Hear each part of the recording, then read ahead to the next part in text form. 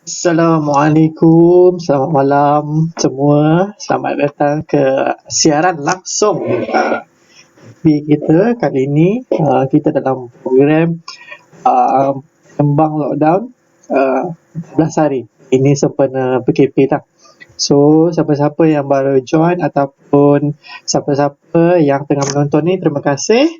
And kalau siapa-siapa ada soalan ataupun ada apa-apa pertanyaan, boleh letak dalam ruangan komen. Nanti kita akan baca, insyaAllah kita akan jawab soalan satu persatu. So, hari ini kita akan membincangkan mengenai crowdfunding untuk setup perniagaan. Macam mana crowdfunding ni dia boleh kita boleh gunakan ataupun salah satu cara untuk kita nak mulakan perniagaan. Dia ada banyak setup perniagaan, actually banyak cara sebenarnya. Cuma crowdfunding ni adalah salah satu cara yang boleh kita gunakan dan mungkin crowdfunding ni dia agak baru dekat Malaysia. Tapi dekat luar negara mungkin dah lama. Sebab ada menggunakan teknologi. Hari ini kita akan ada panel-panel kita. Kita ada Tuan Amirul daripada komuniti. Kita ada juga nanti kalau ada speaker jemputan juga, itu Cik Rosman kalau dia masuk. So mungkin saya akan terangkan sedikit mengenai crowdfunding. Apa maksud crowdfunding? Kalau macam semua orang tahu, crowdfunding ni dia dalam bahasa Inggeris. So kalau macam saya nak terangkan dulu, saya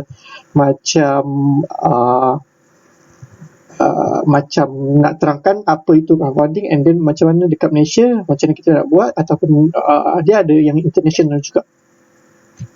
So, crowdfunding ni dia berasal dari, maksudnya berasal daripada dua perkataan, iaitu crowd.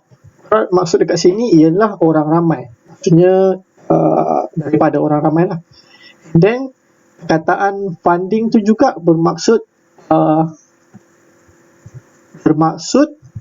pembiayaan.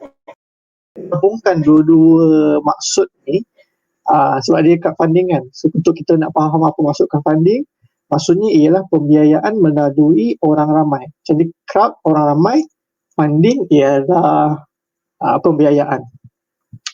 So crowdfunding ni kalau kita tengok secara mendalam lagi, dia adalah salah satu sistem di mana let's say macam kalau ada individu ataupun seseorang individu tu yang ada macam kelebihan ataupun ada related dengan dunia maya ataupun internet.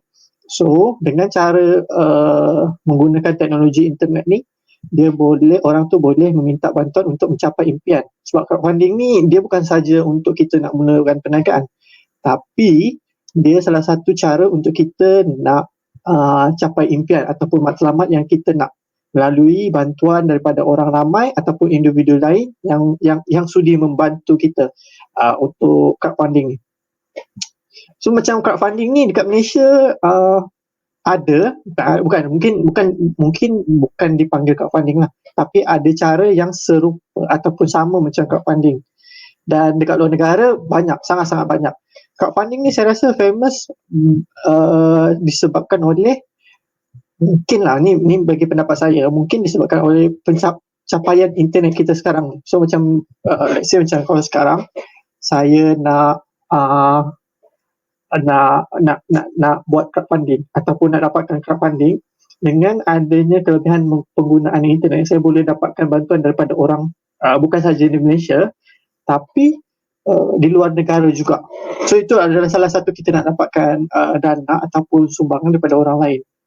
So kalau macam crowdfunding ni dia ada kelebihan dia, dan juga dia ada macam jenis-jenis dia. Dia macam crowdfunding tu adalah dia punya main, tapi dia ada banyak jenis, dan setiap jenis tu dia macam berbeza, dia punya kelebihan-kelebihan dia. Contoh macam kalau crowdfunding ni, antara kelebihan yang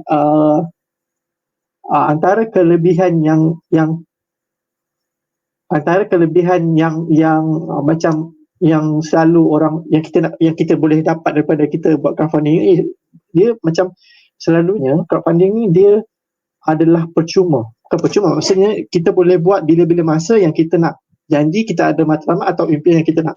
Okay, contohnya macam dia bergantung kepada, disebabkan oleh crowdfunding ni dia most likely menggunakan capaian internet. Maksudnya kita buat, dia adalah sistem di dalam internet, di dalam dunia maya. So kita boleh gunakan bergantung kepada platform yang ada sekarang ni. Contoh macam kalau sekarang yang website luar negara banyaklah dia buat crowdfunding untuk dapatkan dana ataupun sumbangan daripada luar negara ataupun satu dunia lah kiranya. So kalau macam let's say macam kalau kita ada something yang kita teringin nak buat ataupun rasa macam nak buat lah. Let's say macam kalau saya nak melancong. So saya boleh request untuk dapatkan crowdfunding untuk saya dapatkan dana untuk capai impian saya. Dia ada macam-macam jenis. So saya akan terangkan kejap lagi jenis ni macam mana. So kita akan dapatkan dari situ kita akan anggarkan berapa pos yang kita nak, and kita war-war kepada orang lain. Kalau orang tu berminat untuk nak bantu kita, dia akan buat sumbangan dekat website lah. So untuk crowdfunding ni dia ada sesetengah yang tak perlu bayar balik. Macam kalau kita nak mulakan perniagaan, dia ada jenis-jenis dia, ada sesetengah yang tak perlu kita, maksudnya tak ada bayaran balik. Ni bergantung kepada jenis-jenis yang crowdfunding yang kita request lah, ataupun crowdfunding yang kita nak. Sebab dia ada macam-macam jenis dan setiap platform dia ada banyak perbezaan crowdfunding. Dia mengikut jenis. Kalau macam saya tadi, saya cakap saya nak melancong, itu antara crowdfunding yang berbentuk donation type. Maksudnya saya tak perlu, maksudnya saya buka campaign crowdfunding, lepas tu dana tu dikategorikan sebagai donation ataupun derma. So derma ni maksudnya tak perlu dibayar balik kepada orang yang menyumbangkan tu lah. So actually mudah. Sebab apa saya cakap mudah, sebab dia kesemuanya menggunakan sistem dalam internet. Maksud saya crowdfunding ni adalah konsep yang moden, dan moden maksud dia 100% online. So senang digunakan. Let's say macam kalau kita duduk Malaysia, kita duduk mana-mana pun, janji kita ada capaian internet yang baik ataupun boleh menggunakan telefon atau laptop, boleh terus kita request crowdfunding. Assalamualaikum, Mirul. Waalaikumsalam warahmatullahi wabarakatuh. Sorry lambat. Aku sikit lagi nak terangkan ni. Aku nak terangkan pasal jenis sikit lagi tu dah habis dah kan?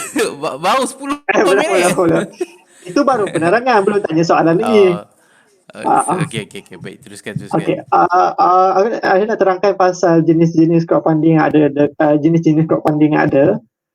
Antaranya yang aku dah sebut tadi ialah crowdfunding jenis derma. So derma ni maksudnya semua derma yang diberikan ataupun semua derma yang terkumpul ni untuk orang yang request ataupun yang buat kempen tu tak perlu kita bayar balik, ataupun orang yang membuat sumbangan tu dia tak mengharapkan pulangan.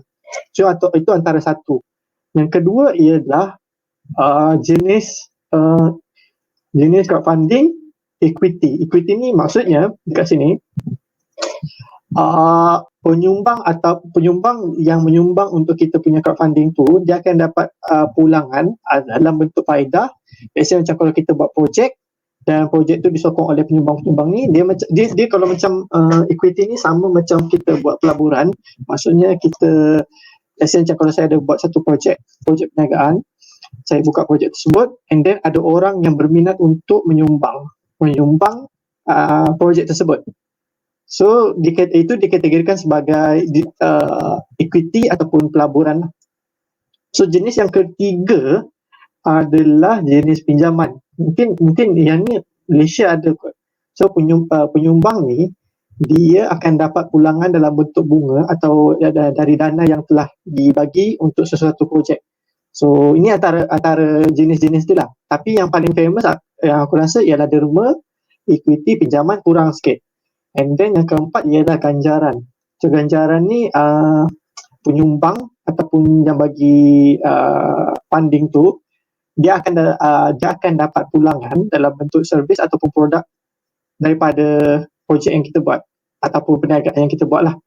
So itu antara empat crowdfunding yang jenis-jenis crowdfunding yang ada. Maksudnya bukan semua yang famous. Ada satu atau dua sahaja yang famous. So selain daripada tu Malaysia juga ada, cuma dengan cara lain. So maksudnya crowdfunding ni adalah salah satu cara untuk kita nak dapatkan atau kita nak buka perniagaan. Dia boleh digunakan secara individu ataupun macam untuk kita kegunaan perniagaan. Maksudnya penggunaan dia tu boleh digunakan untuk individu sendiri ataupun boleh digunakan sebagai secara macam perniagaan. Macam tu.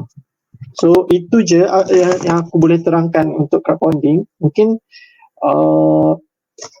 sebab mungkin kita akan jawab soalan seterusnya lah kalau ada apa-apa soalan daripada ni. Habis dah crowdfunding punya explanation.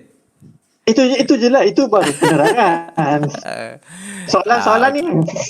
Soalan tak ada orang komen ni. Aku rasa yalah topik hari ni malam ni pasal crowdfunding. So crowdfunding untuk set up business. Tapi pada aku selain daripada crowdfunding tu banyak benda lagi kita boleh dapat sumber untuk kita set up business lah. And crowdfunding ni aku rasa kat Malaysia baru lagi. And kat overseas kickstart apa semua ada seronok. Cuma kita punya ni slow sikit lah berdasarkan ni kan. Tapi kalau kita tengok pada Google, actually dah ada banyak dah company yang buat crowdfunding yang ada syariah compliance. Kalau Google memang ada company-company yang offer untuk you all letak untuk apply crowdfunding, dan mereka akan run whatever lah, ada proper accounting ke, ada proper proposal apa semua. So pada aku kalau daripada sumber yang lain,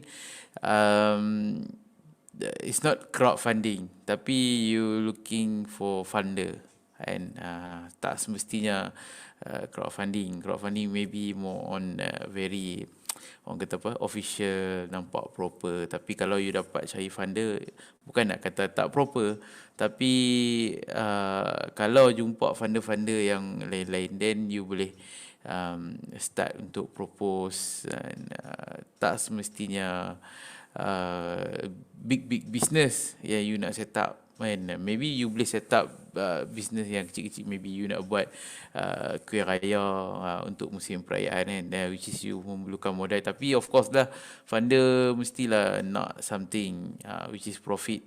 That profit margin selepas gross or net, you kena discuss dengan funder sendiri. Maybe 20%, 30%, 40%, then the balance is 60%. Tapi after you deduct all the liabilities, cost, gross apa semua, then you tolak dululah.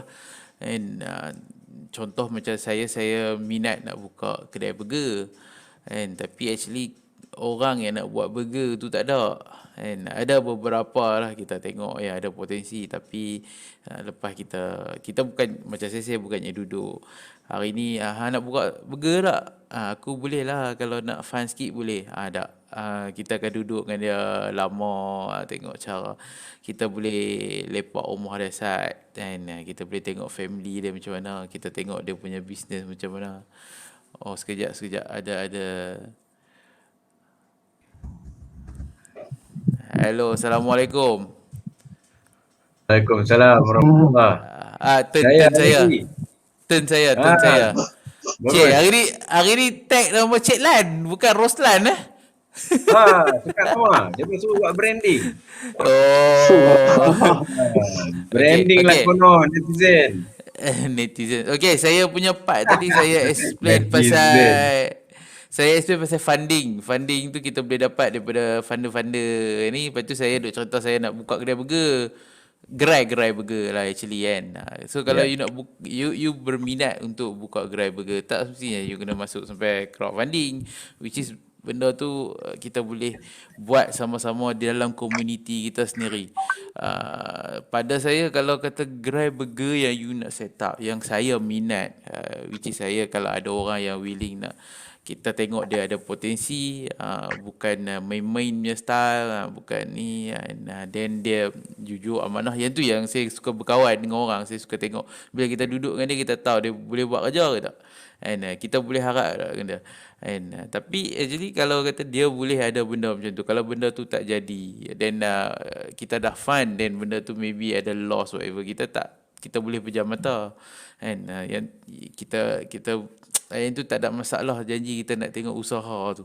And kedai burger, gerai burger ni kalau kata nak plan, bukannya kita bukan nak plan 1, 2, kita try untuk kita pun ada team, contohnya dengan Afalah, dengan DLM, dengan Cik Lan, legal. Then kita nak try yang kedai burger yang at least kita boleh lawan brand lain. And contohnya maybe fast food whatever.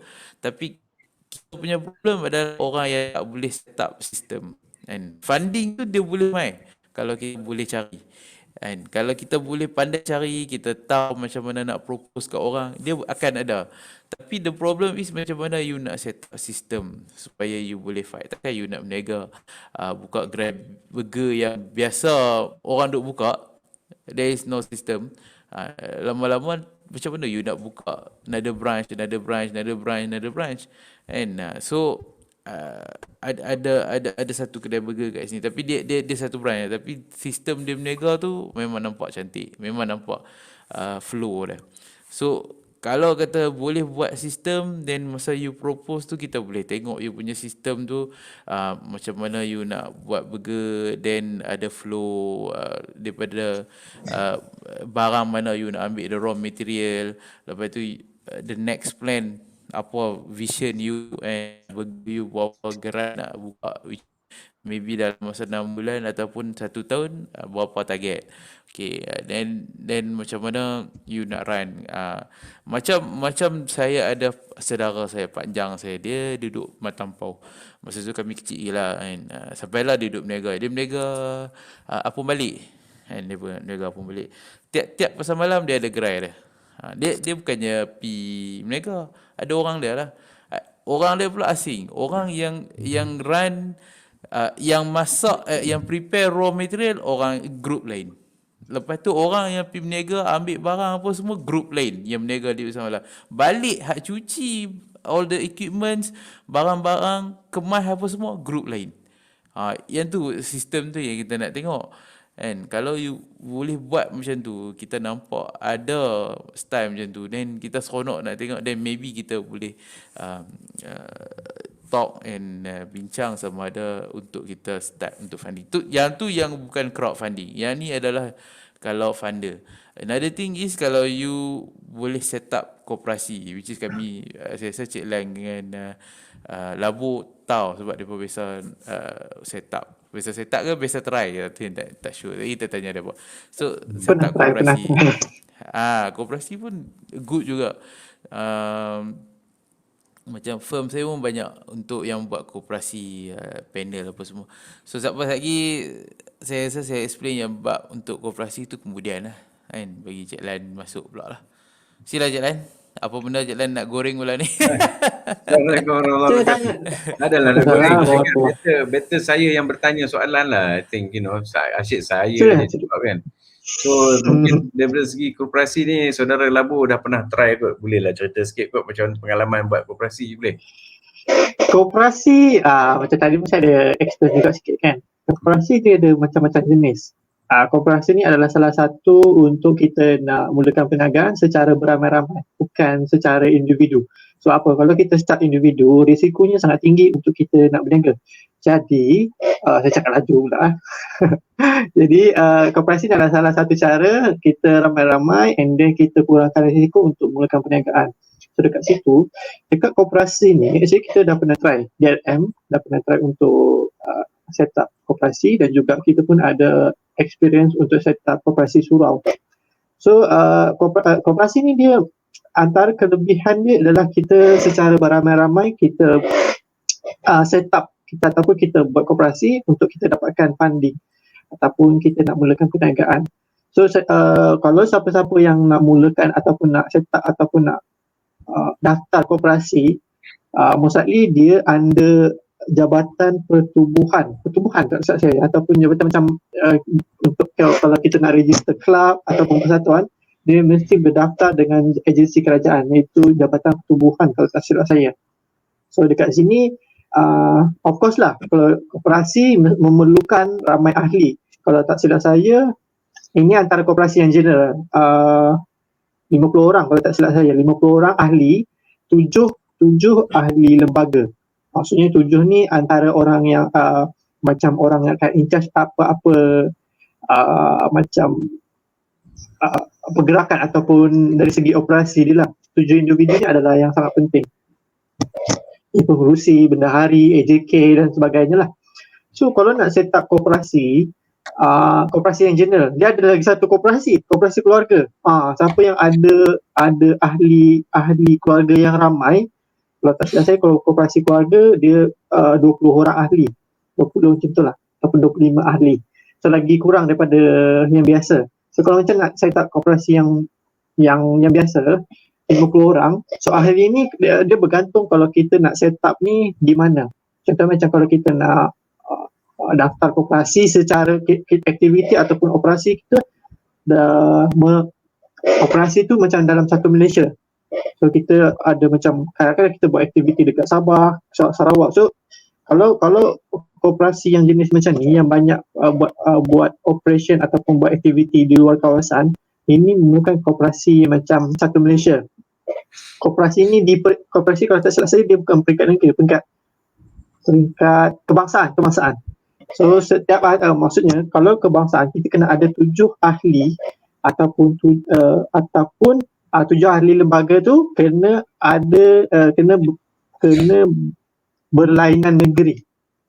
Berlainan negeri maksudnya seorang kena dari Sarawak contohnya, seorang lagi dari Selangor. Okey, bendahari dia daripada Kuching Negeri Sembilan. Itu antara ni lah kalau nak buat yang kebangsaan. Okey, yang selepas tu ada koperasi jenis negeri. Negeri ni dia macam kecil sikit dia punya. Kalau dia macam kebangsaan tu besar, satu Malaysia.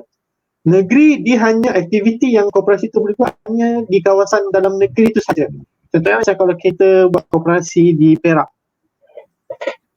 So kalau kita nak daftarkan koperasi di Perak, kita kena dapatkan ahli, dia ahli sama 50 orang, cuma ahli lembaga tu kena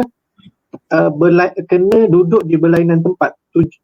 Kena daerah yang berbeza atau mungkin yang berbeza. Contoh macam kalau dekat Perak, dia punya pengurusi duduk di Ipoh contoh, and then dia punya timbalan pengurusi duduk dekat Taiping contohnya lah. So 7 ahli ni dia kena berbeza. Itu untuk negeri. Dia ada pula untuk peringkat, let's say macam peringkat lagi kecil, iaitu peringkat daerah. Daerah ni pun dia sama juga. So aktiviti untuk koperasi ni maksudnya dia dalam daerah saja, tak boleh kita buat kat luar. So 7 ahli lembaga tu mestilah berbeza tempat, tak boleh satu tempat ataupun orang cakap mungkin mengapa kan. So dia berbeza.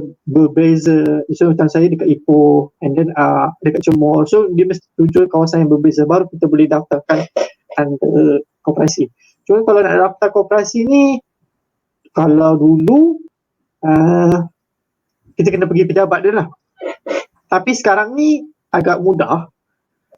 Sebab sekarang ni kita tengah PKP. So kalau nak daftar, kita ada ahli. Contohnya kita ada kawan-kawan yang ramai, 50 orang yang sanggup yang macam berminat untuk mulakan perniagaan.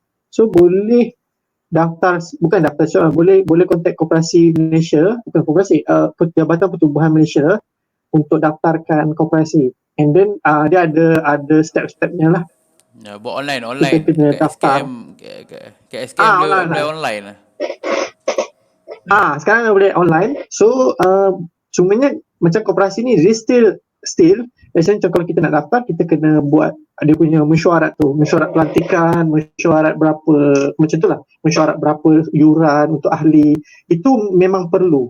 So kalau let's say macam sekarang, semuanya online lah. Let's say kalau kita buat 50 orang, 50 orang tu kena hadir dan juga kena dapatkan borang untuk daftar ahli. Itu antara cara-caranya lah. Untuk kelebihan dia ada banyak lagi. Sekarang ni macam tu better lah kita buat online sebab tengah COVID ni, sebab nak kumpul orang bukan senang kalau pergi satu tempat meeting, betul tak? Betul cik. Sebab cik bayangkan kalau let's say macam kebangsaan tadi kan yang saya cakap, satu Malaysia kan, orang dia. So orang tu kena berkumpul dalam satu tempat. So baru kita boleh buat meeting and then baru boleh daftarkan koperasi. Kalau sekarang kita boleh buat online. So boleh daftar lah kiranya. Jimat logistik. In that case kita kena buat sekarang. Boleh kena cari ahli yang berminat cik. Sebab lagi satu saya minat. Saya minat. Nah, abang kata saya minat je lah. Sebab kan kalau nak buat koperasi ni dia memerlukan ahli yang ramai. Contoh macam 50 orang, so kita kena handle betul-betul orang ni. Sebab kalau orang kan banyak ragam ni kan. So ada yang tak suka Lah ni 20 orang tapi tengok koperasi jenis apa lah kot. Betul. So boleh buat. So kalau kita kena explain betul-betul lah. Tapi macam sekarang saya cadangkan, macam saya pun sekarang ni nak buat koperasi untuk keluarga. So saya dah cadangkan, saya dah bagi tahu koperasi sekian dapat apa yang ni. So dalam grup tu masih lagi berbincang, macam nak buat siapa ahli dia, di mana pusat operasi dia, and then berapa ahli lembaga, berapa yuran. So sekarang ni memang mudah sebab boleh buat online je. Tu antara kelebihan ni. Soalannya saya nak tanya soalan lah kan pada Labu kan. Sila. Saya ni kan, saya adalah idea untuk anak-anak muda. Saja berangan lah kan masa saya mula start buat investment properties dulu kan. Saya rasa kalau misalnya kita ada koperasi atau dengan tim saya lah pada ketika tu kan, kita belikan kita kumpulkan duit koperasi tu, cari ahli koperasi, kemudian kita beli hartanah tau. Kita beli hartanah and then kan hartanah tu kita macam bagi sewa pun boleh, tapi katakanlah hartanah tu jenis-jenis kondominium and all that. Mungkin kita buat time sharing lah dalam kondominium tu, duk teringin macam tu lah kan. Do you think anak-anak muda interested ke buat koperasi yang beli hartanah ni? Saya rasa kalau macam anak muda mungkin koperasi yang anak muda macam saya pun anak muda, antara golongan anak muda. Maksudnya kalau anak muda ni bila dia dengan koperasi, dia tak tahu apa di sebalik koperasi tu. So macam dia hanya tahu let's say macam koperasi jual produk murah and then kena daftar ahli. Itu je yang dia tahu. So macam untuk anak muda, actually kita kena bagi penerangan apa kelebihan dia sebab orang tak selalu bercerita pasal koperasi. So macam yang saya cakap tadi tu sangat-sangat bagus lah sebab kita beli bukan under individu tapi under macam satu community. So kita let's say macam kalau ada apa-apa masalah, kita masih lagi ada rakan-rakan ataupun kita ada masih lagi ahli-ahli yang sanggup membantu. Itu sangat-sangat berbaloi lah. And then let's say macam kalau cik cakap tadi property untuk disewa kan, macam setiap masa dia boleh, let's say macam kalau contoh Ipoh, koperasi Ipoh, and then kita ada satu apartment yang boleh disewa, siapa-siapa ahli mungkin lah ini mungkin sebab siapa-siapa ahli mungkin boleh sewa dengan harga yang murah berbanding dengan harga yang lain untuk bukan ahli. Itu sangat baiklah untuk ni. Anak muda mungkin kurang tahu, so sebab tu dia tak faham konsep macam koperasi ni macam mana. Actually bagi saya kalau kita buat koperasi ni rasanya macam menakutkan ke atau safe. For example kan, ada orang dia pun takut ada skim cepat kaya and all that kan. Dengan koperasi ni, adakah dia macam skim cepat kaya? Actually taklah cik. Sebab dah abang SKM govern Suruhanjaya Koperasi kan. So dekat situ ada undang-undang kecil. Kira selamat lah kan. Betul tak? Untuk anak-anak muda kan. Betul. Selamat. Sangat-sangat selamat.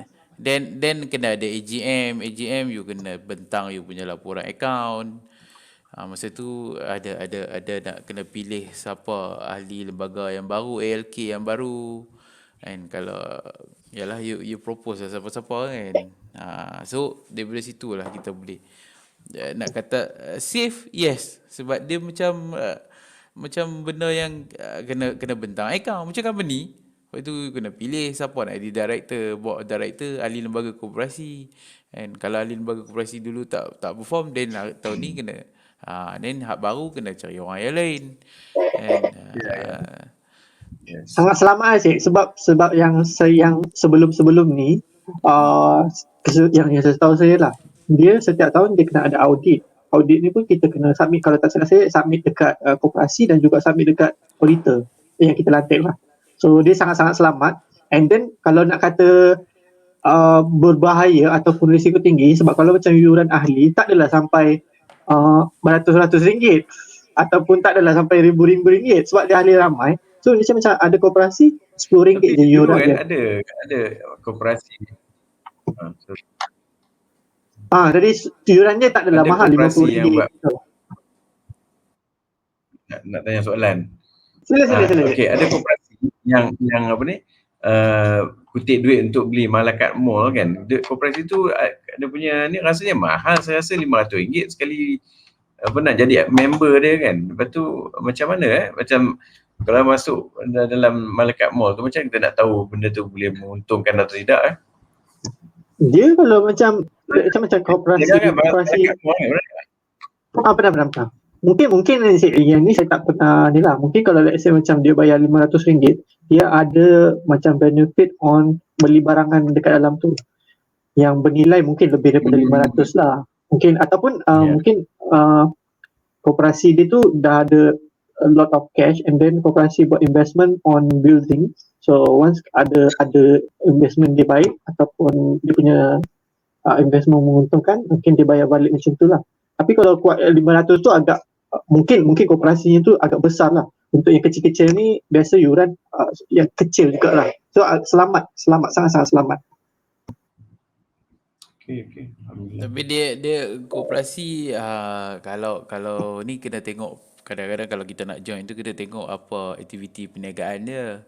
And kadang-kadang beli barang dia bagi macam tadi benefit yang sebab saya punya firm banyak klien yang koperasi. So dia bila kita tengok koperasi depa, bagus actually kalau kata macam depa bagi untuk hak yang kalau kata kita beli motor, kita nak beli motor, kita tak ambil loan daripada syarikat motor kan. Bank tak buat keluar loan motor kan. So kita tak mau ambil daripada syarikat tu, kita boleh apply dengan koperasi kalau kita ahli dalam tu. So koperasi bayar dulu 3,000, katakanlah motor tu 3,000, dan bulan-bulan you bayar kat dia. Macam koperasi yang saya panel yang dulu panel lah, tak panel lah.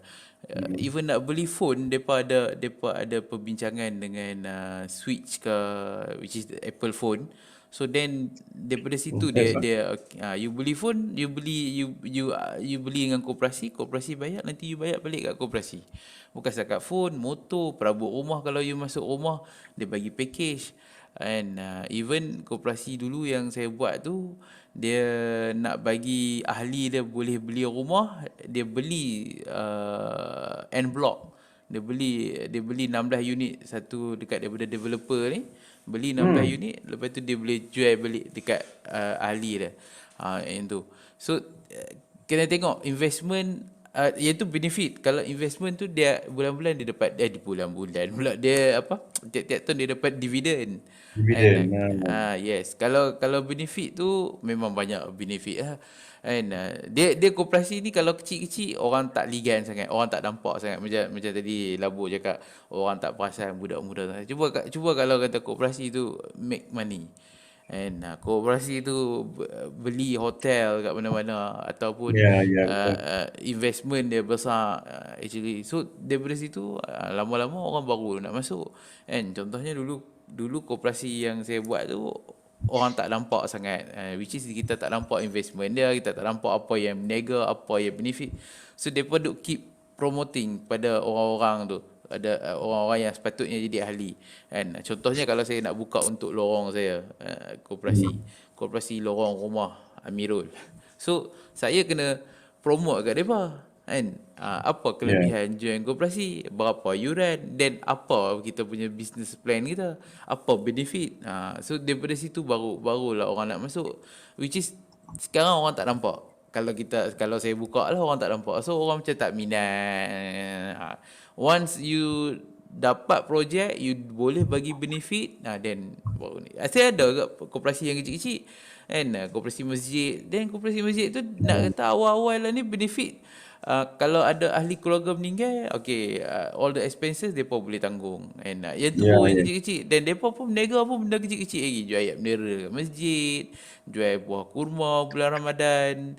And kalau ada besar sikit modal, depa buat untuk lembu korban tiap-tiap tahun. And so daripada situ baru bisnes dia develop, dividen dia boleh bagi. So lah ni sebab orang tak nampak, orang tak nampak bisnes apa, orang tak nampak benefit apa. And bisnes pun kecil-kecil, berniaga bendera, mana ada orang nak minat.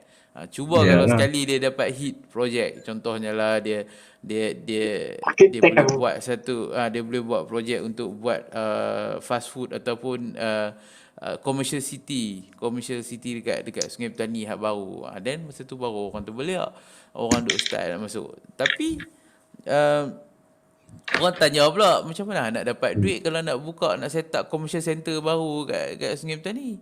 Sebab tu kelebihan koperasi boleh minta daripada Kopsha, daripada Angkasa, funding apa semua. Dia ada level dia. Koperasi yang level A maybe boleh minta sampai 2 juta saja. Level B maybe 4 juta. Then kalau tak salah saya max boleh 10 kot tak saya.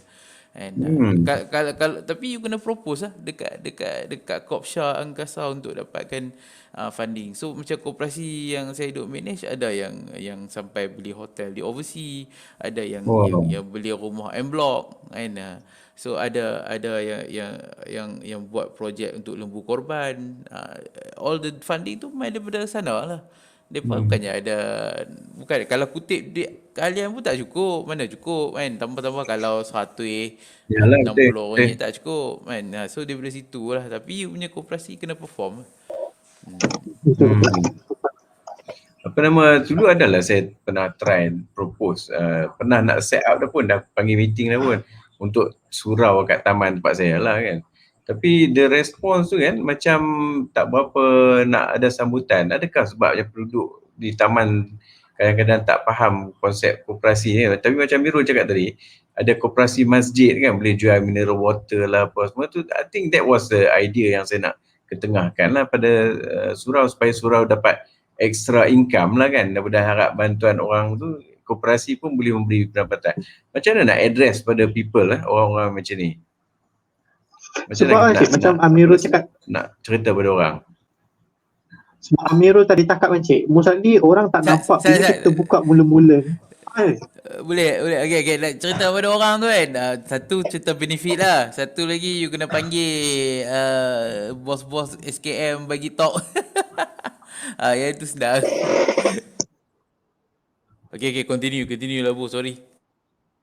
Tadi macam yang Amirul cakap tadi tu lah. Mostly kalau kita buka koperasi, memang orang tak akan nampak dia punya benefit. Orang macam, koperasi, okay, nak jual apa? Orang pun macam tak nampak lah cik, macam blur-blur lagi. Tapi mungkin lah, mungkin kita boleh tunjukkan contoh koperasi yang dah successful lah ataupun dah berjaya. Kita beritahu macam mana konsep dia, and then berapa lama. Mungkin lah, ini bagi saya, mungkin dia tak tahu berapa lama yang koperasi ni akan berjaya. So kita boleh terangkan konsep, dan juga kita boleh terangkan koperasi-koperasi yang dah berjaya, and then benefit tu yang paling penting jugalah. Itu pandangan saya untuk nak bagi tahu kat orang. Orang kita kena tunjuk duit lu baru dia ramai. Tak sebenarnya mungkin boleh tunjuk pasal koperasi yang besar-besar lah kot. Atau bukan mata-mata untuk duit lah kot, macam tu. Nak tunjuk plan perniagaan ke apa, plan biasalah. Right, okay. Tapi boleh try, tak ada masalah. And aku je lah kadang-kadang berfikiran negatif. Sebab kan koperasi kan dia macam long term punya investment, so maybe boleh bagi tahu long term punya cara lah. Betul. Tapi koperasi memang bagus lah selain daripada crowdfunding yang explain tadi. Koperasi antara yang aku rasa untuk Muslim paling bagus. Untuk kita buat Bantu. business. Membantu gila. And membantu gila. Sebab dia kalau kita set up, dia community tu yang dapat. Contohnya kalau lorong saya. Lorong saya dapat. The community. Even kalau koperasi keluarga, kalau you set up koperasi keluarga, yang running tu kadang running the show tu seorang dua je. Keluarga lain tunggu dividen tiap tahun.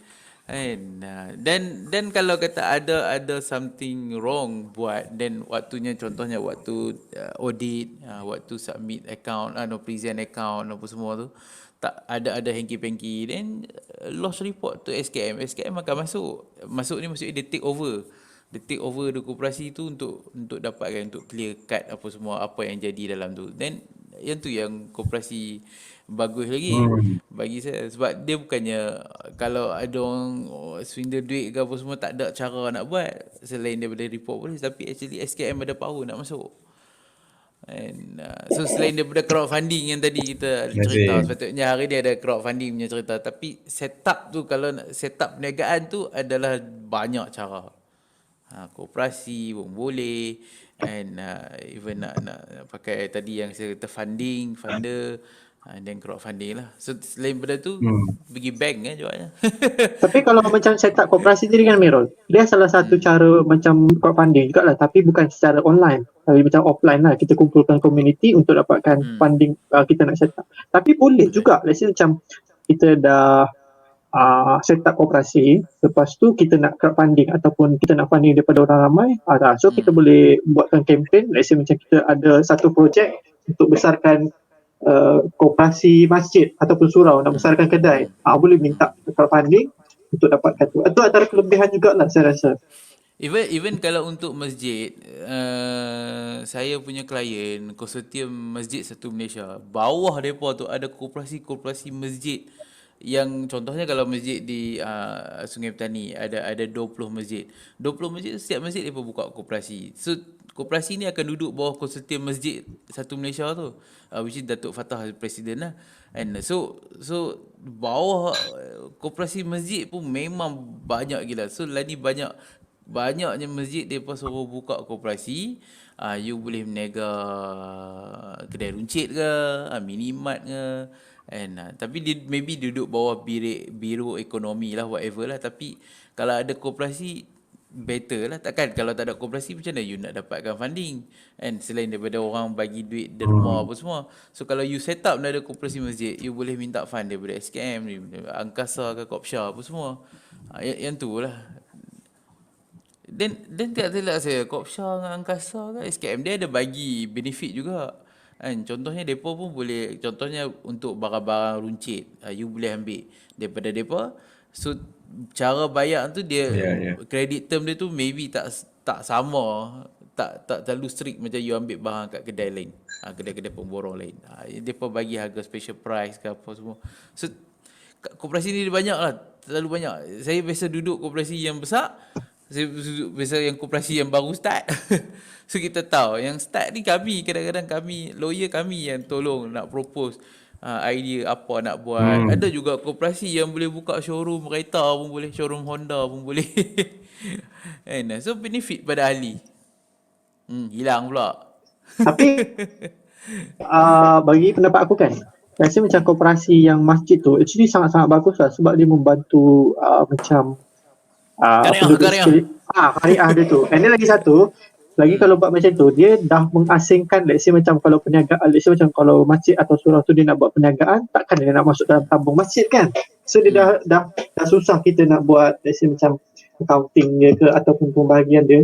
Bila buka koperasi, dia boleh asingkan. Okay, ni perniagaan, ini dia punya duit. Okay, ni tabung asing. So sangat-sangat baik lah. Sebab lagi satu macam once bila cakap pasal benefit kan, jadi sangat-sangat membantu untuk orang di sekeliling tu. Biasanya kalau koperasi tu harga murah kan, so dah kira sangat-sangat bagus lah. Lagi kalau ada dividen apa semua tu, itu bonus lah kiranya. Contohnya kalau macam tempat saya ni, Legenda Heights contohnya, buka lah satu koperasi penduduk Legenda Heights. Then orang yang register kat Legenda Heights ni dapatlah benefit lah. Kan? Tapi Satu lagi, maybe saya nak tambah satu lagi kan. Disebabkan kalau kita buat koperasi ni, antara kelebihan ni ialah kita dapat support daripada government. Kan support ni. Cumanya let's say macam cara-cara kita nak handle. So mungkin SKM ada guide dekat situ. Kalau kita khusus memang ada.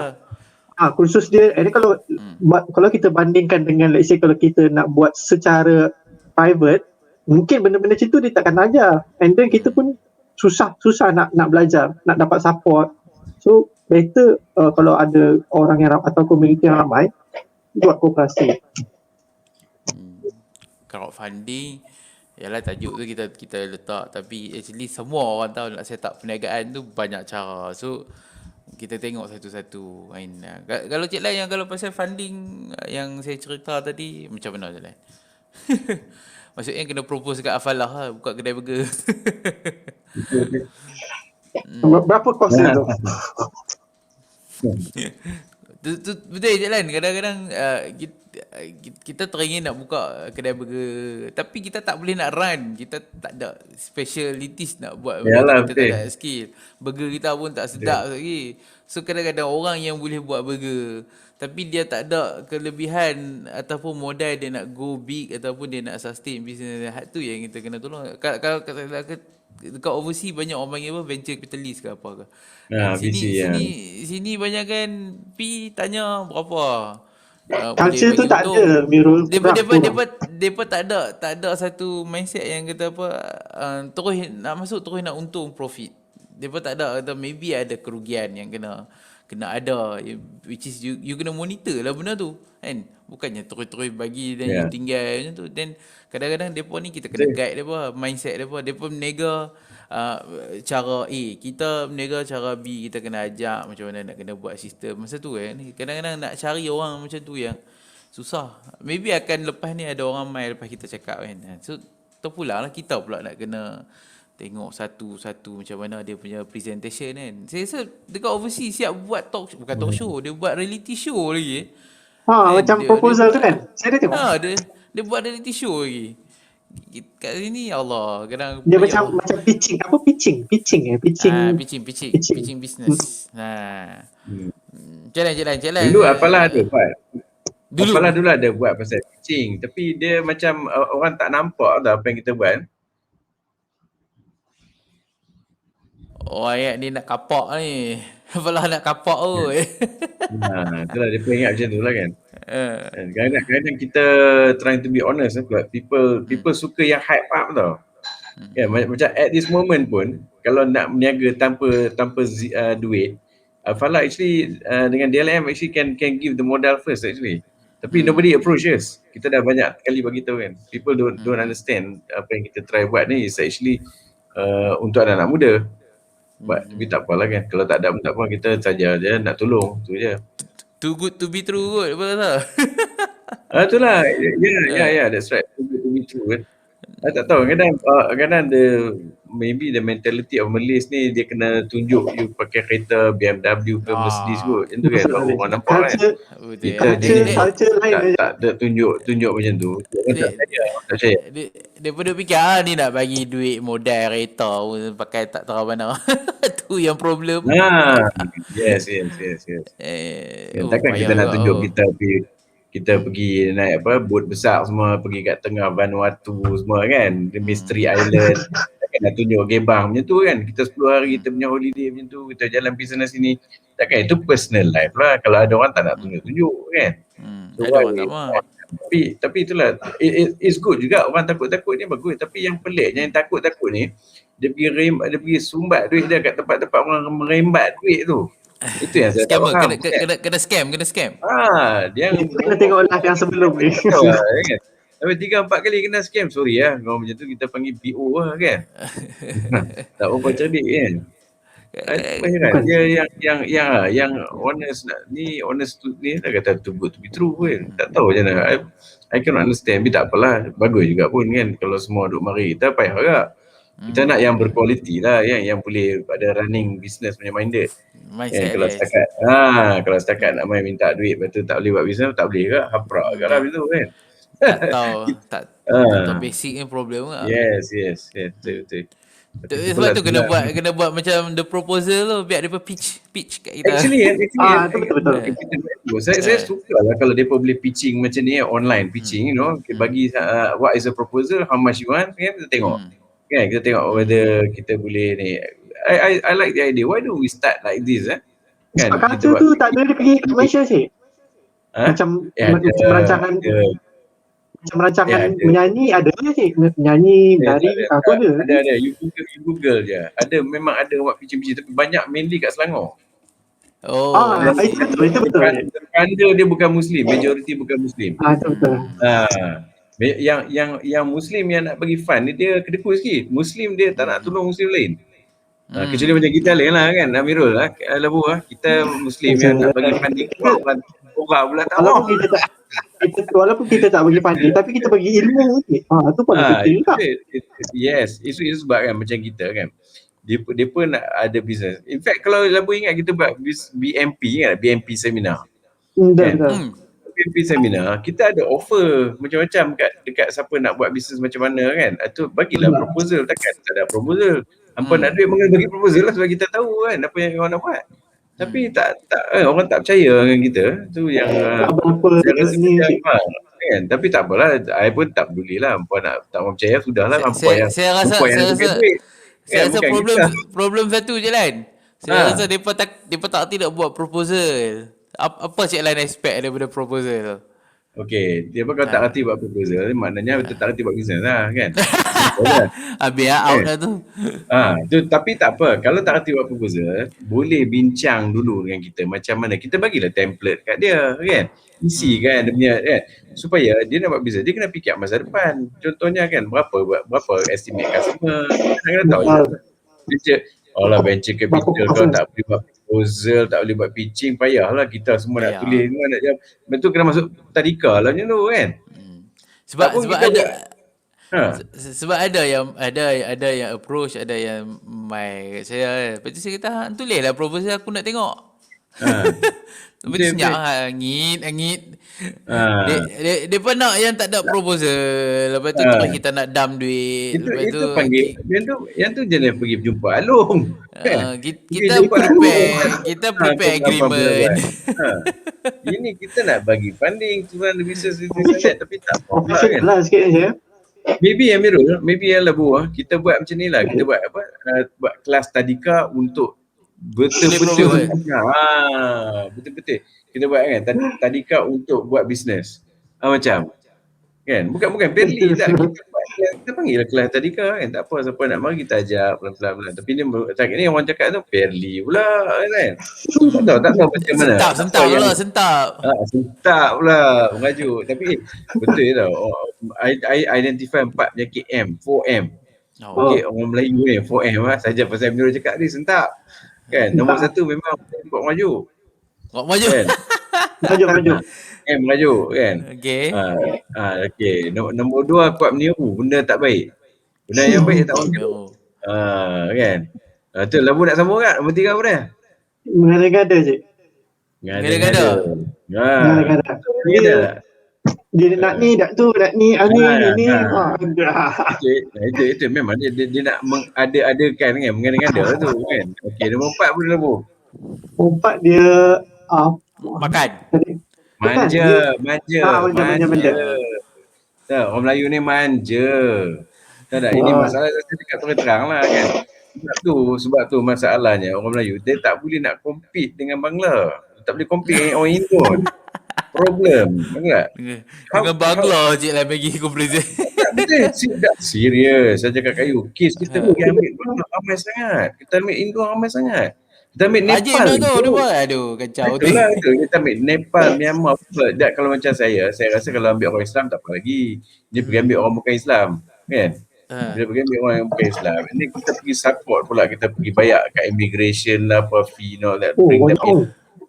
Kenapa tidak kita ambil anak-anak muda Melayu ni? Lepas tu bila saya sembang macam contoh, bila sembang kan kedai-kedai Alah, kedai runcit dia buat payahlah ambil orang Melayu susah lah. Manja. Esok Oh ya. cuti. Oi. Tu macam mana kita nak buat? Macam mana kita buat? Cak, Kita punya low self-esteem sangat. hak tu kena buat tajuk lain je lah, tu seronok tu. Ada tajuk je lah, millennial. Millennial tu, millennial Melayu. Yes. Satu lagi. Kita ni tak minta maaf cakap lah, nak saja cakap je. Kita anak muda jangan maju lah kan. Bila kita buat topik-topik yang berilmiah macam ni, view dia 3, 5 kan. Tadi saya duk scroll Facebook tau. Yang lelong tu sampai 78 orang tengok. Oh ya, betul. Lelong. Dia buat lelong online. Sale, buat sale live.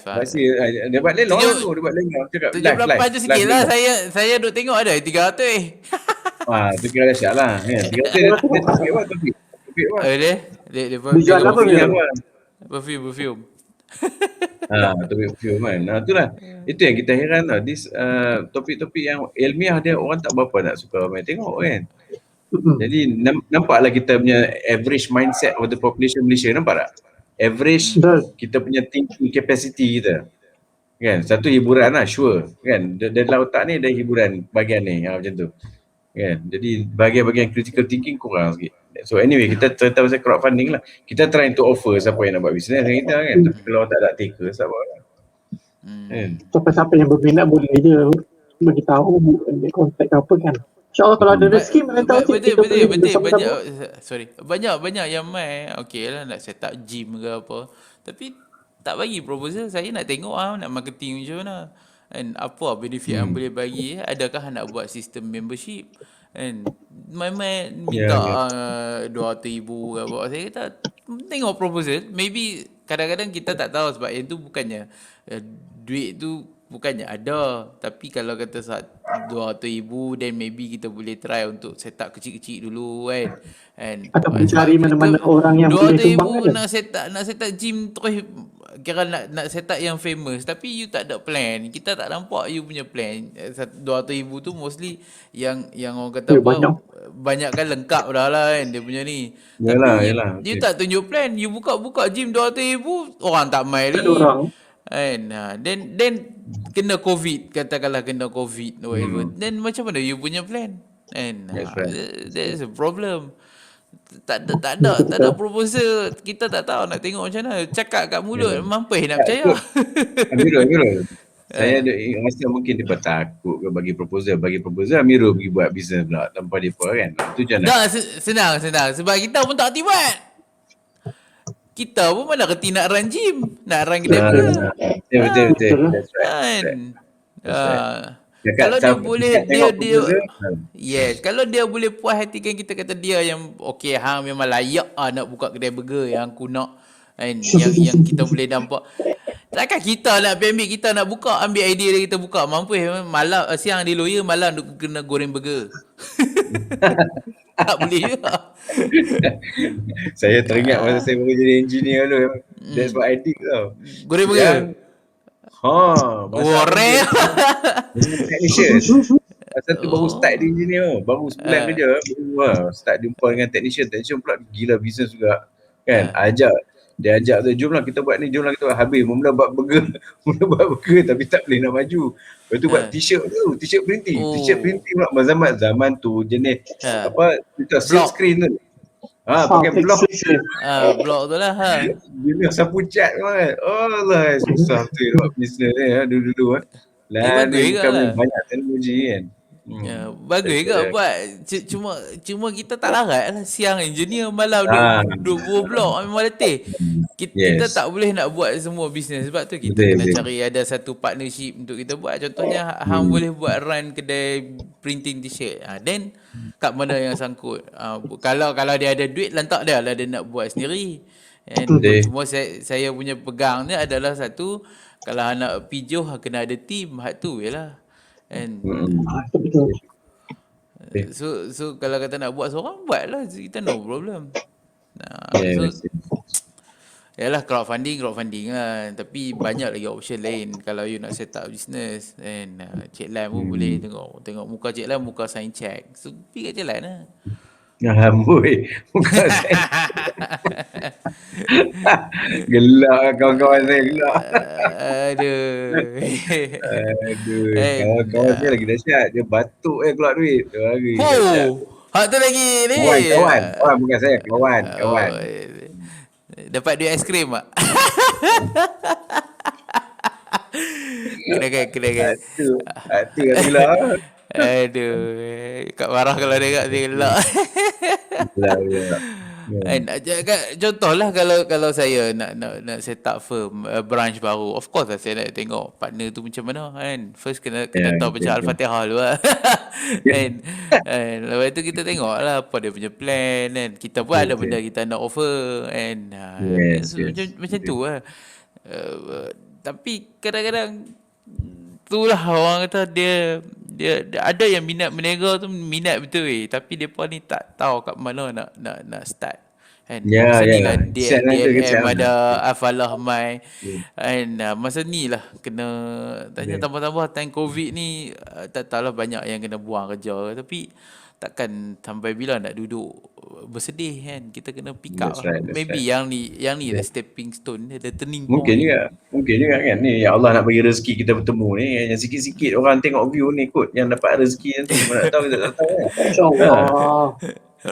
Siapa yang bertuah ataupun siapa yang ni kira yang bertuah dapat yang boleh approach Cik Amirul ke Cik Labu ke kan. Dan Cik Labu dengan Cik Amirul sign check lah. Boleh. Sign check lagi. Aduh. Lepas nak check jumpa Amirul. Okay. Saya sign tapi dakwat tak ada. Kalau sign tak ada nombor boleh je. Tak ada apa, tak ada nombor. Tak ada ni. Sembang 14 hari ni dia kira ni lah ni lari sikit topik. Sembang 14 hari ni dia kena lepas habis 14 hari ni habis lah tak ada dah. Habis lah kita tunggu lockdown baru pula. Macam tu Bukan dah. Kita plan. Ada plan ni apa mission dan vision yang kita boleh buat. Ada tak kita buat seminggu sekali ke carry on ni kan. Kita buat seminggu sekali lah. Kita buat seminggu sekali hari Jumaat atau hari Sabtu. And kita try untuk bawa my panel malam-malam. Kita bawa my panel. Sebab lain ni bukan apa. Pada saya kata benda ni paling bagus sekali. Sebab apa dia dah tak melibatkan logistik yang teruk. Dulu kalau kita nak buat, maybe saya kena bergerak pergi ke tempat sekian-sekian. Maybe kena pergi ke Ipoh nak interview Cik Lan. So saya kena bergerak, kena bawa equipment, kena bawa kamera lah. Apa kamera pula tak boleh pakai biasa, kena pakai yang ni lah apa kan. Lepas tu dengan mic nak kena beli. Then balik nak kena edit pula satu hai. Edit tu paling teruk sekali lah, paling letih. So lah ni tak payah dah. Mudah. Lah ni buat online je. You make sure internet connection okay, you punya mic or kamera then you upgrade then okay settle lah. And so bawah pun maybe pakai cable cut lah. Tapi saya pakai slot jean lah. And so orang pun tak tahu. And pakai cable cut apa Labu? Pendek sikit. Panas. Panas. Orang tak tahu. So kita kena proceed juga lepas ni kena buat seminggu sekali ke seminggu sekali. Kita kena ada panel lain lah sebab lain ni 14 hari muka kita ialah Dr. Munzil ada. Kita cari orang lain lah. Kita ganti-ganti take tadi. Moderator dia pun orang lain kan. So kita boleh actually dah bersusun dah panel yang kita boleh dapat. Ada few doktor, ada yang profesor, mostly kawan-kawan lah yang ni kan. So dalam sebelum 14 hari ni pun yang bela-bela lagi 4 hari ni pun ada Dr. Taufik tadi saya dah letak dekat Facebook Mark. And then ada seorang lagi tu saya tak sure, nanti dia kena confirm kot esok kot tajuk depresi kan. Depresi tu esok. Esok okey esok kena confirm benda lah kan. Kalau dia okey then alhamdulillah kita ada satu jemputan lagi. And so lepas ni lagi more structured lah orang panggil sebab kita ada gap masa. Tapi kita dah ada rentak okey Amirul lah. Rentak kita dah ada lah. Saya pun malu saya malu-malu kot nak live. But I actually enjoy chatting with you guys. The main thing is kita bertiga ni I don't dapat know. chatting, dapat exchange ideas kan. Sebab kita nak sembang dulu dah lama tak jumpa, dah lama tak pergi Kedah.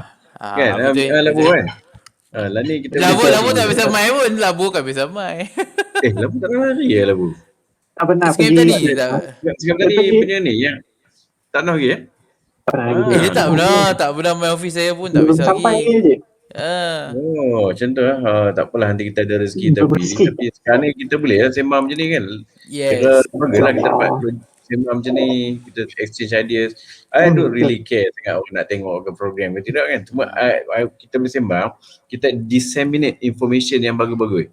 Kan, tujuan kita adalah kita nak try to upgrade. Kita bukan nak target 30 juta rakyat Malaysia tengok kita punya channel, lingkuplah kita punya bandwidth, betul tak? Tapi kita nak yang tengok kita ni ada dalam 50 orang yang berkualiti. 50 orang ni dia akan membantu 50 orang lain. Setiap orang dia bantu 50 orang lain. So these are the thing yang boleh jadi grup yang kecil tapi berkualiti tinggi. Kan? Yang boleh membawa orang lain ke atas sama. Itu yang kita nak sebenarnya. Tapi DLM pun buat agak seminggu sekali kan, sorry. Kan? Ada lama juga. Ada on isu-isu semasa lah yang related to infak kan, benda-benda tu lah. Sebab kita fokus on infak business. Tajuk baru tu bagus juga yang scammer ke jalan. Jalan kata scammer. Itu scammer. Itu sambang dengan ustaz kan tu kan. Semalam kita buat ni topik pasal second business. Perniagaan yang kedua.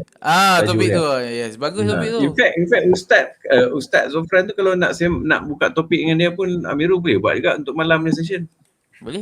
Kita boleh jemput dah. Cari topik boleh panggil dia. Dia berminat tu.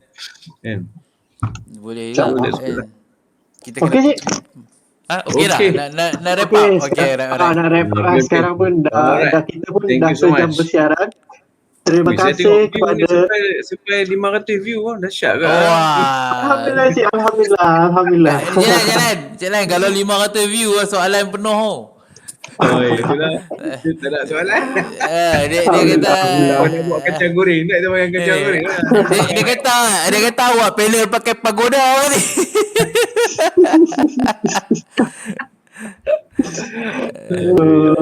Alhamdulillah. So insyaAllah terima kasih kerana yang menonton daripada awal sampai sekarang ni. InsyaAllah kita akan bersiaran, kita akan sambung bersiaran untuk esok, itu tajuk depresi ekonomi COVID. So insyaAllah kita akan bersiaran esok lagi. So terima kasih Amirul, terima kasih. Hello. Dia kata apa hal depa ni malam-malam. Dia cakap I'm live, I'm going live. So alhamdulillah. Okay. Terima kasih. Alhamdulillah, insyaAllah esok kita jumpa lagi. Assalamualaikum. Waalaikumsalam warahmatullahi wabarakatuh.